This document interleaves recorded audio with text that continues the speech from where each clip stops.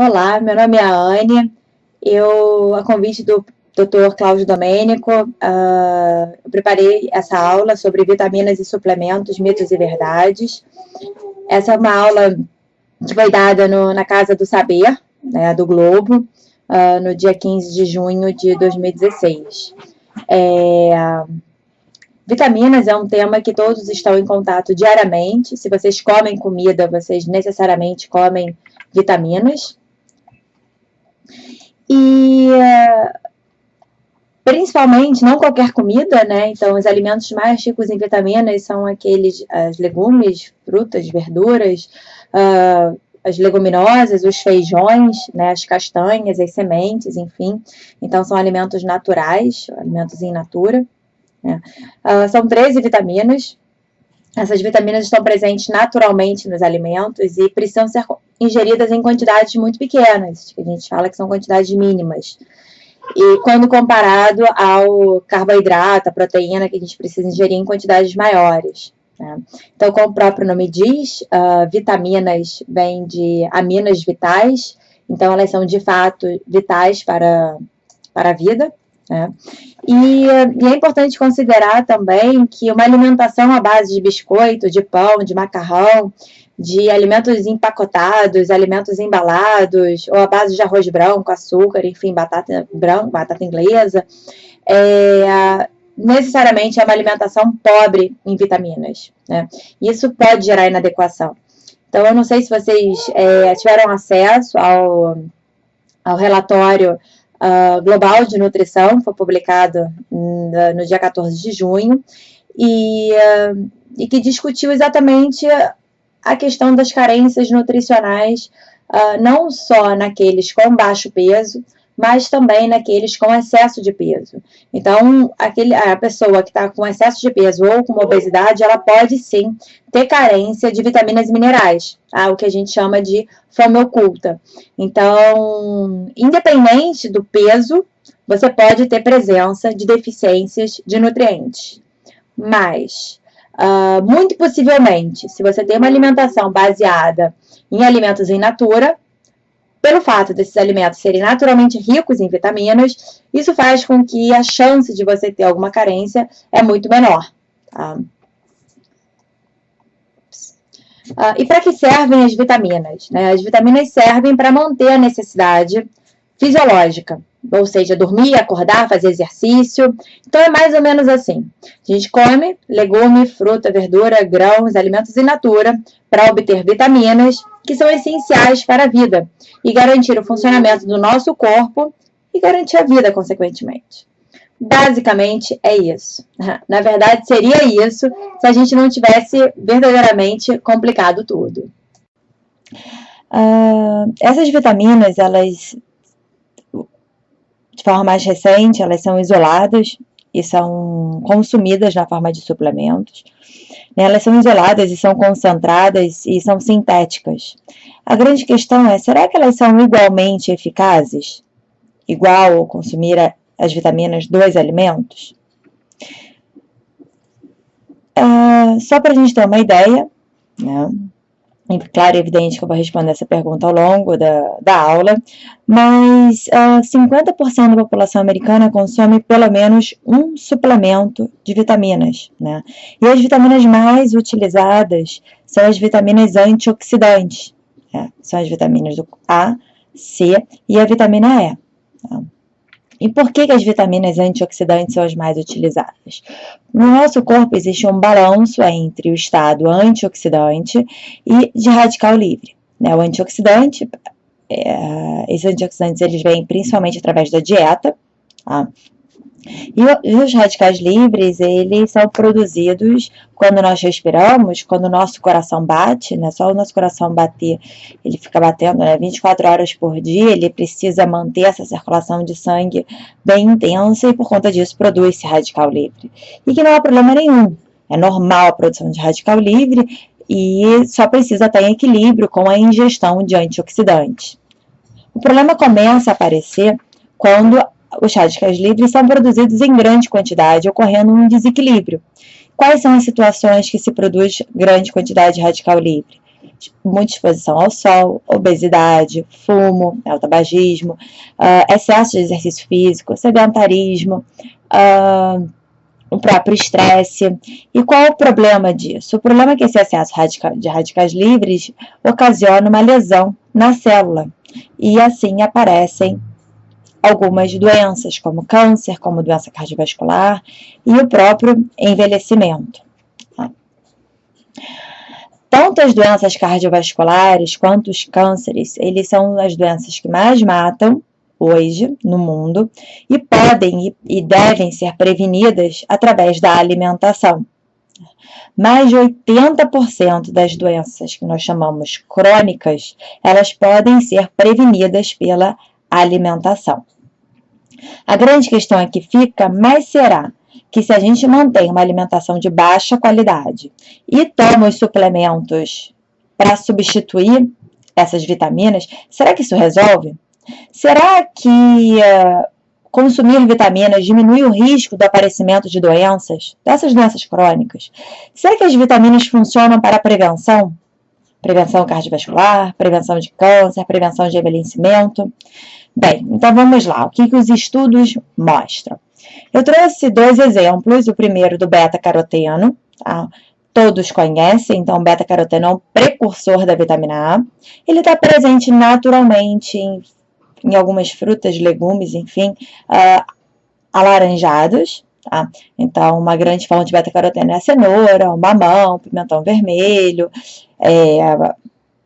a manga, e o consumo médio de 5 porções de frutas e vegetais fornece um aporte muito bom de beta-caroteno, tá, por dia. Bem, o que os estudos nos mostram? Que quanto maior a ingestão de beta-caroteno, maior a concentração dos carotenoides no sangue, e isso diminui o risco de doença cardiovascular. Tá? Estudos grandes mostram isso, estudos com mais de 20 mil indivíduos. Por quê? Porque o beta-caroteno é um potente antioxidante e controla esse estresse oxidativo. A grande questão é que quando a gente pega os estudos com suplemento de beta-caroteno, então os suplementos numa dose um pouco maior do que o consumo habitual, né? E esses pacientes foram acompanhados durante um tempo, até alguns estudos que acompanhou até 12 anos, estudos grandes com mais de 18 mil pacientes. O que eles nos mostram? Que quando a população foi suplementada, aumentou o risco de câncer de pulmão e também na mortalidade cardiovascular. Ou seja, temos um resultado com o alimento e temos um outro resultado com o suplemento. Vamos dar o exemplo da vitamina E, para ficar um pouco mais claro. Então, a vitamina E é uma vitamina naturalmente presente nas castanhas, no azeite, nas sementes. E nesse primeiro estudo, que eu mostro para vocês, então um estudo com 55 mil homens acompanhados por 8 anos, eles verificaram que quanto maior a ingestão de vitamina E, houve redução da doença arterial coronariana, da doença cardiovascular. Né? Já os estudos que foram feitos com um suplemento de vitamina E, o que eles mostraram? Que aumentou o risco de derrame, aumentou em 73% o risco de acidente vascular encefálico. Tá? E na época que esse artigo foi publicado, na maior revista do mundo, foi capa do jornal Será que as vitaminas podem nos fazer mal? Isso já tem até muitos anos. Né? E para a gente compreender esse paradoxo, eu queria apresentar para vocês 3 conceitos, um de complexidade, o outro de sinergia e o outro de biodisponibilidade, para tentar ficar mais claro esse paradoxo, porque em alguns momentos se parece que o suplemento é bom e outros se parece que o suplemento é ruim. Então vamos lá? Para explicar o primeiro conceito de complexidade, eu escolhi o gergelim. Né? O gergelim é um alimento que eu venho estudando nos últimos 4 anos, foi objeto de tema, né, de 2 alunos de mestrado que defenderam em 2015, Tá?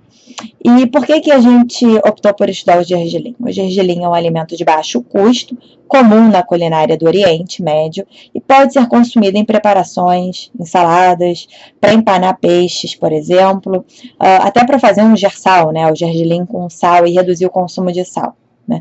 E além disso, ainda tem uma outra forma de se consumir o gergelim, que é na forma de óleo de gergelim, que dá um sabor bem especial para o alimento. Ele é um alimento, então, muito fácil, muito versátil, que pode ser consumido como parte da alimentação. E ele tem algumas características interessantes. Ele é riquíssimo em gordura monoinsaturada, assim como o azeite. Ele tem altíssimo teor proteico, contém uma quantidade muito boa de fibras, né, que a gente pouco encontra nos alimentos, o teor de fibras que o gergelim tem. Ele tem as vitaminas em xeque na aula de hoje, que são as vitaminas antioxidantes, também em teores muito bons. Ele ainda tem as vitaminas do complexo B, que são fundamentais para a saúde cardiovascular. Ele tem uma série de minerais como cálcio, fósforo e magnésio. E ainda é rico em fitosteróis e em cesamina e cesamolina. Né? E o que esses estudos mostram? E que foram 2 publicações que foram realizadas esse ano, né, do meu grupo de pesquisa, que ele ajuda no manejo da pressão arterial, no controle pressórico, que ele é importante para a redução do colesterol e que ele tem uma função extremamente importante no controle do estresse oxidativo. Tá? Isso por quê? Porque ele é um alimento que é muito complexo do ponto de vista nutricional. Ao mesmo tempo que ele é muito simples, né, e fácil consumo, ele tem uma complexidade muito grande. Tá? Então, eu queria que ficasse claro esse conceito da complexidade da matriz alimentar. Tá? Se a gente for comparar com o suplemento, dificilmente o suplemento vai ter tudo isso de forma natural. Né? E o segundo conceito que eu quero apresentar para vocês é o conceito de sinergia. Né? Então, vamos ao Pelé na década de 70. Né? Pelé era muito melhor no time dele. Né? Assim como as vitaminas dependem de um time de vitaminas e de compostos bioativos para funcionar. E quando a gente isola a vitamina, é como se colocássemos o Pelé para ganhar do outro time sozinho. Vamos falar um pouquinho mais do conceito de sinergia. Esse é um trabalho que foi feito na Nova Zelândia, com 56 adultos. A Nova Zelândia eles resolveram estudar o selênio, porque é uma região onde o solo é extremamente pobre de selênio. Então, existem algumas carências nutricionais nessa população. O que eles fizeram? Né? Eles dividiram em 3 grupos. Um grupo recebeu placebo, o outro grupo recebeu selênio, que é um potente antioxidante em pastilha, e o outro grupo recebeu 2 castanhas do Pará, que é o alimento mais rico que existe em selênio. Tá? É importante considerar que a castanha ela não tem só selênio, ela tem aquela complexidade parecida com a do gergelim, tem gorduras em quantidades interessantes, ela tem zinco, magnésio, cálcio, enfim, além do selênio. E o que o estudo nos mostrou? Que quando a gente consome o selênio em pastilha, o selênio do sangue aumenta, assim como aumenta o selênio do sangue quando consome a castanha do Pará. Agora, de forma muito interessante, que vale aqui ressaltar um ponto, que selênio no sangue não adianta nada. Esse selênio ele funciona como precursor de uma enzima chamada GPX, tá? Glutationa peroxidase. Ela sim tem um efeito antioxidante muito potente. Aquele efeito antioxidante para combater os radicais livres que eu mostrei para vocês, ela que funciona. E olha que interessante, quando se dá o selênio em pastilha, você não tem o mesmo efeito, o mesmo resultado nesse seu estado antioxidante quando comparado àqueles que consumiram a castanha do Pará. Então, isso mostra o conceito, de forma muito clara, o conceito de sinergia. Por quê? Porque não adianta a gente dar só o suplemento isolado. Essa vitamina ou esse mineral, quando está presente no alimento, ele é muito mais eficaz para o corpo. Tá? Trago mais esse esquema só para a gente não esquecer que os antioxidantes, as vitaminas, não têm ação de forma isolada. Então, aqui eu mostro para vocês a vitamina E, que a gente já comentou, beta-caroteno e a vitamina C. Essas 3 vitaminas, uma depende da outra para se manter equilibrada, para se regenerar no nosso corpo. Tá? E aqui eu ainda coloquei a tal da GPX, que é a enzima que é dependente de selênio, que também faz parte desse ciclo. Então, O recado é, as vitaminas atuam em sinergia. Dificilmente uma vitamina vai ser dada isoladamente, tá? Ela precisa também dessa matriz, essa matriz alimentar que eu mostrei para vocês do gergelim. Tá? E meu terceiro conceito é de biodisponibilidade. Tá? Vocês conhecem o Danoninho. O Danoninho, ele vale mais que um bifinho? Obviamente que não. Né? Esse apelo é porque ele é enriquecido com zinco, né? E o zinco, ele também é uma principal fonte, são as carnes. A grande fonte de zinco são as carnes. O Danoninho, ele é um poço de açúcar e seus nutrientes não são biodisponíveis. O bife, sim. O Danoninho não. Então, quando o nutriente ele é retirado de sua matriz, ele não tem o mesmo aproveitamento pelo corpo do que quando ele é da natureza. E por isso é complicado a gente pensar em vitaminas isoladas. A gente precisa consumir os alimentos que são ricos nas vitaminas e nos minerais. Então, os 3 conceitos de complexidade, sinergia e biodisponibilidade. Mais um exemplo, né? Tão simples consumir um substituto de refeição, uma garrafinha como essa, né, que é vendida valendo como uma refeição, que tem tantos ingredientes tão complexos, né, como o hidróxido, bicarbonato, enfim, reguladores de acidez, adoçantes, aromatizantes, que comprovadamente são ruins para o trato gastrointestinal. E olha que interessante, simples os ingredientes desse prato de comida, mas o quão complexo é a matriz alimentar, né, e a garantia, né, do fornecimento das vitaminas de forma natural. Bem, essa cápsula ela não tem laranja, nem morango, nem amora, né, ela tem nutrientes isolados. Né, mas será que nessa cápsula existe esse sinergismo, a biodisponibilidade e a complexidade que a gente comentou? Será que quanto mais antioxidante, melhor? E aí que eu vou apresentar para vocês mais 3 conceitos, que é de paradoxo, né? Que existe esse paradoxo que eu apresentei já. Em alguns estudos a vitamina E faz mal, outros faz bem. Em alguns estudos o beta-caroteno faz mal, em outros faz bem. Né? E para prosseguir com a discussão, a gente vai ter que entender a questão da individualidade e da coletividade. Tá? Vai ser fundamental para esclarecer esse paradoxo. E aí, para falar do paradoxo, eu trago a imagem do gordo e do magro. Né? Então, a criança, por exemplo, que tem excesso de peso, tem riscos importantes, por exemplo, de complicações ortopédicas, tem riscos importantes, por exemplo, de fome oculta, porque ela come calorias, alimentos que não têm esses nutrientes, né? Ou produtos alimentícios enriquecidos, enfim, que não têm esses nutrientes. Então, a gente tem uma situação de um excesso com carência, isso pode existir, né? E, ao mesmo tempo, uma criança muito magra, ela pode estar mais suscetível à infecção, por exemplo. Né? Isso vale para as vitaminas também. Baixa ingestão de vitaminas é problema. Alta ingestão de vitaminas também é problema. Então, existe essa curva, que ela é muito clássica dentro, né, a gente aprende uma matéria muito elementar da faculdade, que é a baixa ingestão, poor. Né? Isso gera carência, gera prejuízo fisiológico para o funcionamento do nosso corpo. E o excesso gera toxicidade. Tá? Então, quando a gente tem baixa ingestão de vitamina C, você aumenta o estresse oxidativo. Se você suplementa a vitamina C, você também aumenta o estresse oxidativo.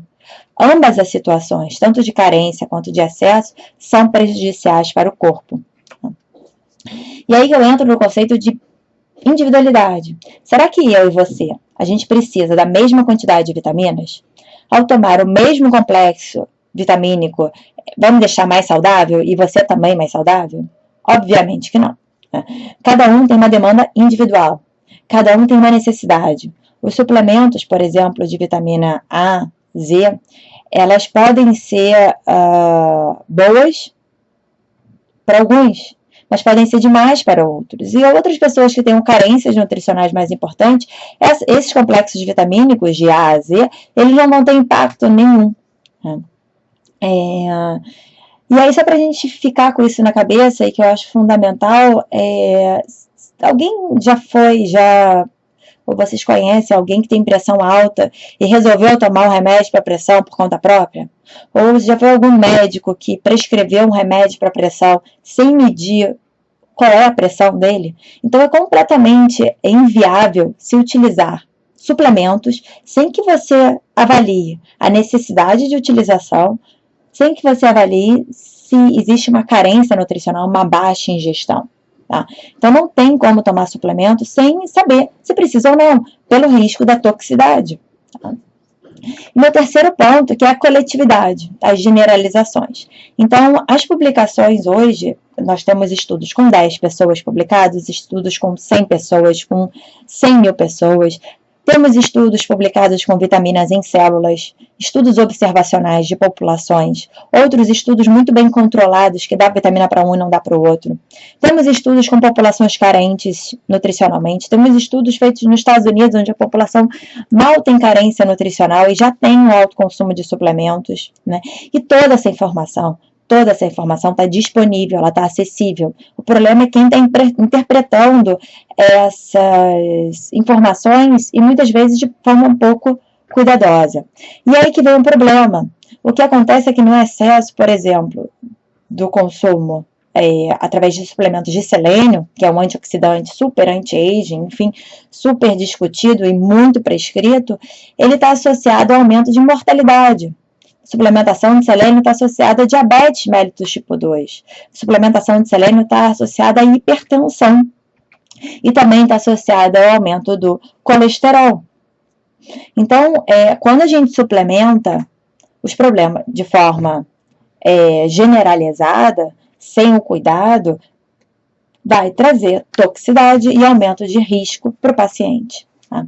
As generalizações que existem, aqui é uma recomendação da Força Tarefa Americana, elas são cuidadosamente realizadas. Né? Assim como existe recomendação de suplementar a vitamina B9, né, ácido fólico para gestante, né?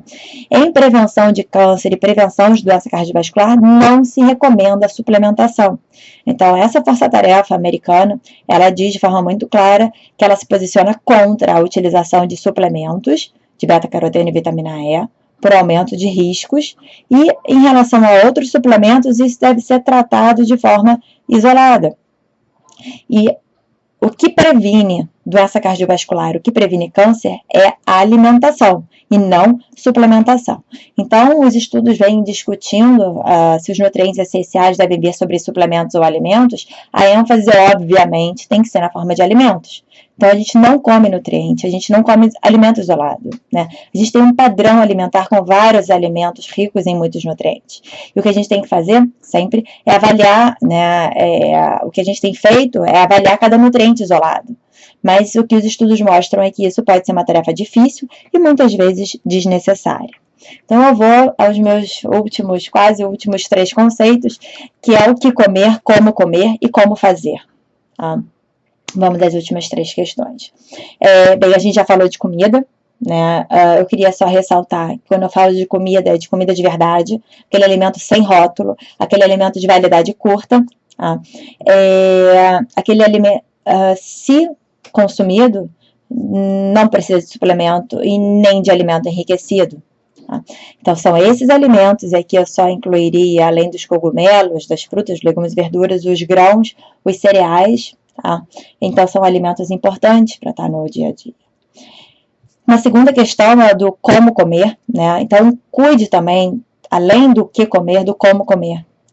Então, tão importante como o que comer. Você fazer as refeições à mesa, compartilhar o momento da refeição, né? É muito diferente de comer na frente da televisão ou no sofá.